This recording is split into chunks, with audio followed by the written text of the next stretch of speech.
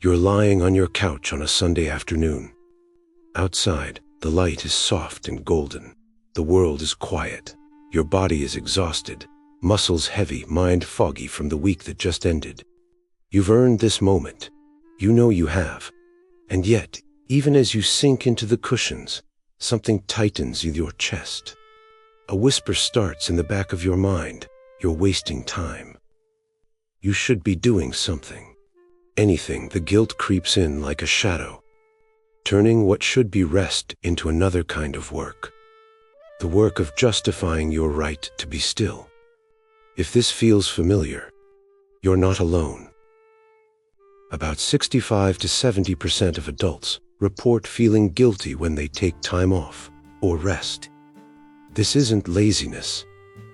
This isn't weakness. This is something deeper. A psychological knot woven from cultural values, childhood patterns, and the relentless message that your worth is measured by what you produce. But what happens when rest becomes the enemy? When the very act of stopping feels like failure?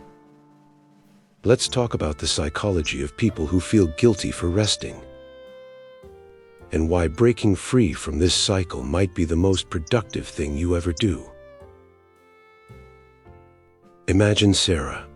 She's 29, works in marketing, and by all accounts, she's successful. She hits her deadlines, gets praised by her boss, and maintains a carefully curated social media presence that suggests she has it all together. But on Saturday morning, when she finally has nowhere to be, she sits on her bed and stares at her phone, scrolling through emails she doesn't need to answer. She feels restless, anxious, guilty.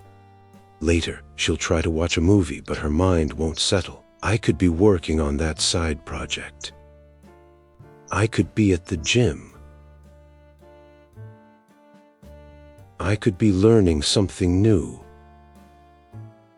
By evening, she hasn't truly rested at all. She's just exhausted herself in a different way by fighting the urge to rest. Sarah's story is a composite of thousands of similar experiences shared by real people across online communities.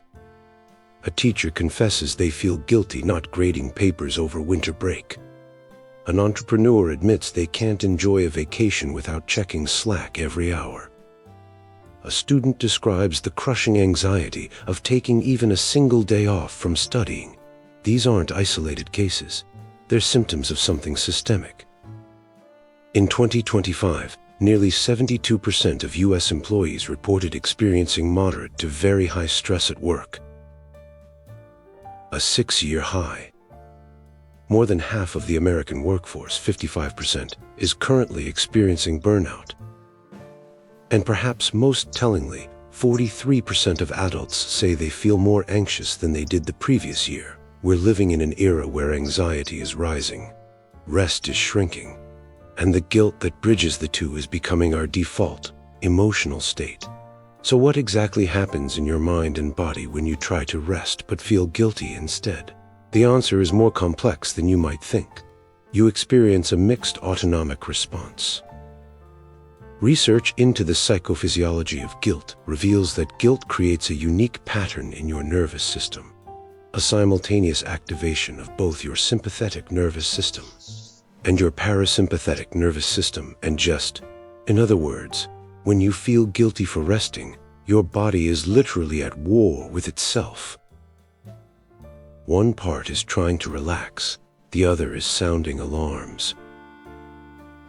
You might encounter relaxation-induced anxiety. This phenomenon, documented in clinical research, describes what happens when the act of trying to relax actually triggers anxiety. For some people, sitting still brings uncomfortable emotions to the surface, emotions they've been avoiding through constant busyness. The stillness becomes threatening because it forces them to confront what they've been running from.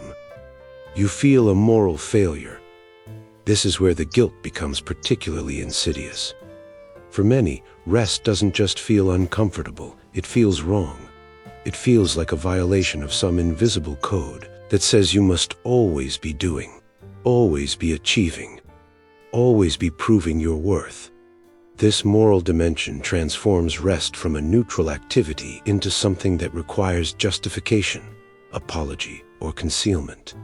You internalize messages about productivity equaling value. Clinical psychologist Catherine Esquire explains that while productivity gives us temporary dopamine hits, constant motion leads to eventual burnout and anxiety.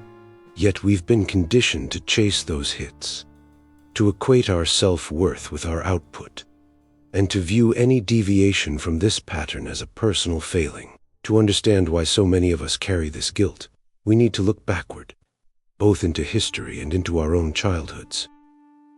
In 1905, German sociologist Max Weber wrote about something he called the Protestant work ethic, a set of values that emerged from Calvinist theology and migrated to America with the Puritans.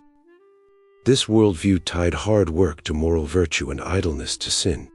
The idea was that labor wasn't just practical, it was a spiritual duty, a way to demonstrate your faithfulness to God. Even as religion's observance has declined, these values have persisted.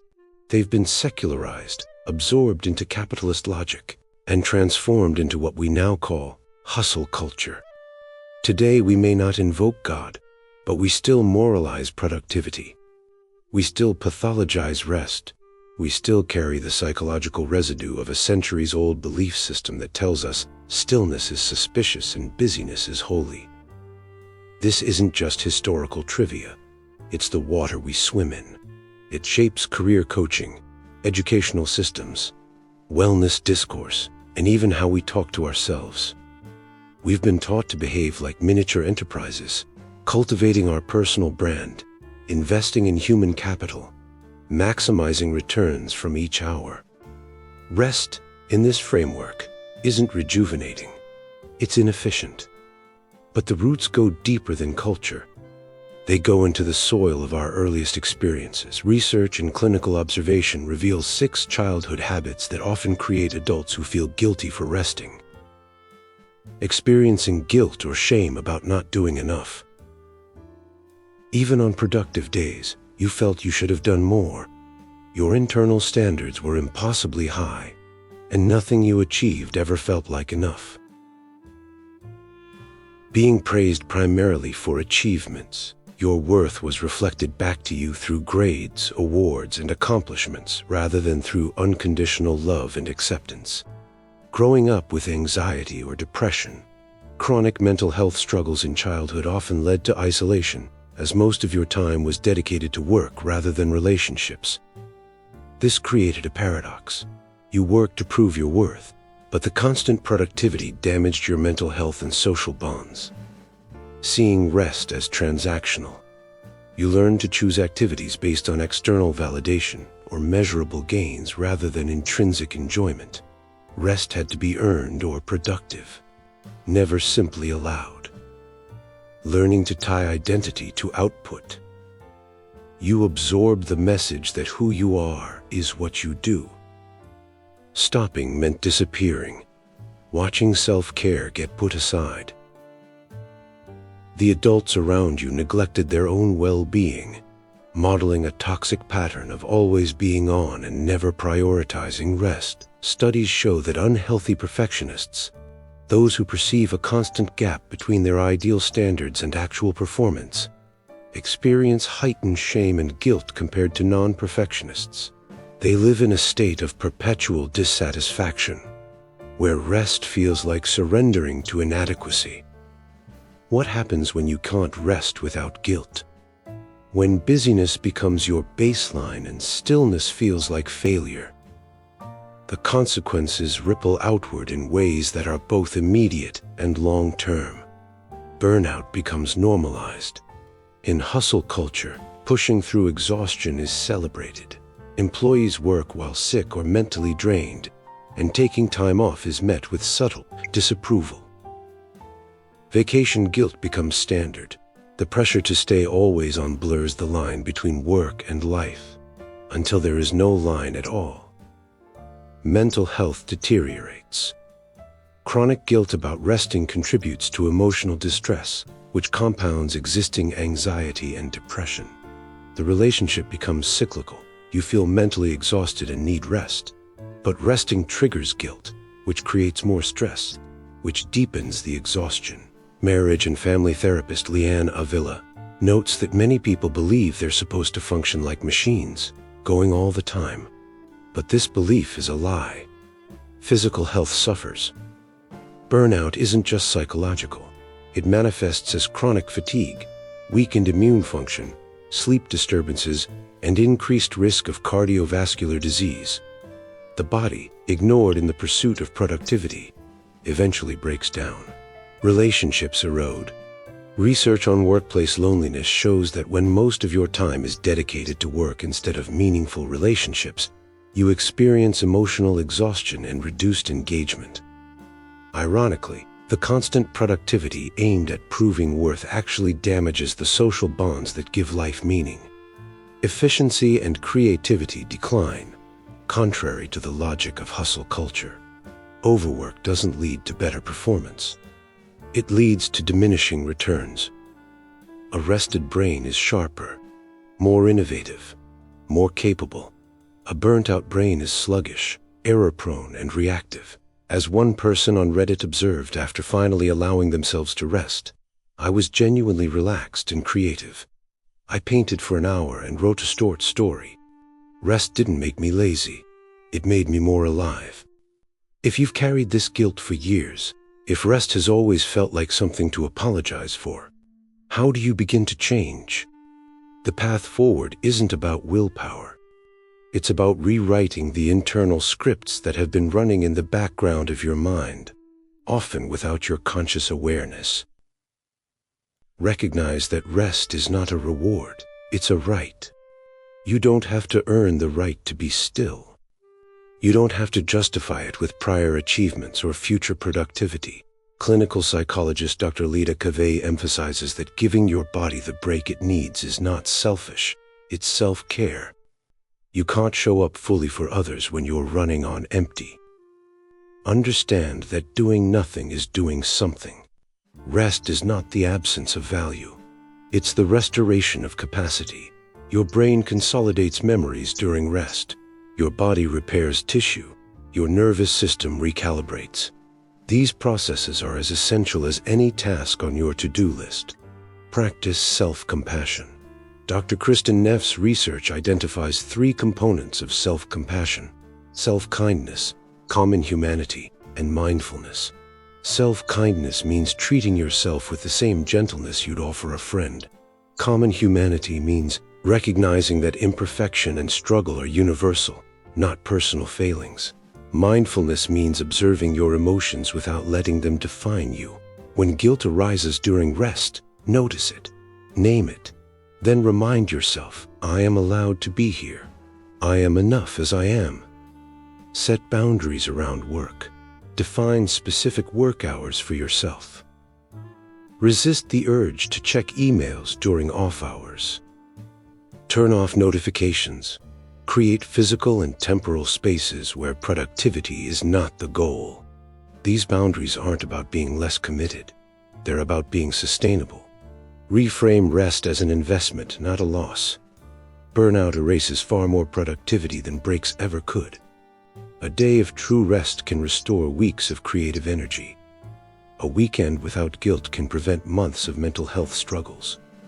The math is simple, even if the emotional reprogramming isn't.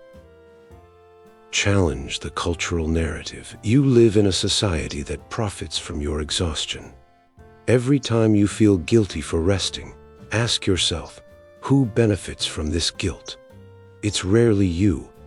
More often, it's a system that needs your constant output and has convinced you that your value depends on it. Choosing rest in a culture that glorifies overwork is not only self-care, it's a quiet act of resistance. Expect discomfort if you've spent years associating rest with guilt. The initial attempts to rest without guilt will feel strange, maybe even frightening. Research on relaxation-induced anxiety shows that for some people, sitting still brings uncomfortable emotions to the surface. This is normal. It doesn't mean you're doing it wrong. It means you're beginning to feel things you've been avoiding. Stay with it. the discomfort will soften. There's a moment that comes, eventually, if you persist. You're lying on your couch on a Sunday afternoon. Outside, the light is soft and golden. The world is quiet. Your body is exhausted, and this time you let it be. The whisper starts. You should be doing something, but this time you recognize it for what it is. An old habit, not a truth. You take a breath. You stay still. And slowly, something shifts. The guilt doesn't disappear entirely. Maybe it never does, but it loosens its grip. You realize you've been carrying a weight that was never yours to carry. You realize that your worth was never conditional on your productivity, even though the world told you it was. You realize that rest is not the absence of meaning. It's the space where meaning can breathe. In that stillness, you might find something you'd forgotten, a sense of presence, of being rather than doing. You might notice the way sunlight moves across the room, or the rhythm of your own breathing, or the quiet hum of existence that's always there beneath the noise. You might feel, for the first time in a long time, that you are enough exactly as you are. This isn't about becoming lazy. It's not about abandoning responsibility or ambition. It's about reclaiming your humanity from a culture that tried to reduce you to output. It's about understanding that you are not a machine, and you were never meant to go all the time. The people who feel guilty for resting aren't weak. They're not broken. They're responding to powerful forces, centuries of cultural conditioning, deeply ingrained childhood patterns, and a modern economy that demands constant availability. But awareness is the first step toward freedom. You are allowed to rest, not because you've earned it, not because you'll be more productive afterward, but because you are a living being who needs rest to survive and thrive. That's reason enough. The weight of stillness is heavy, only because we've been taught to carry it. What if instead, we learned to set it down?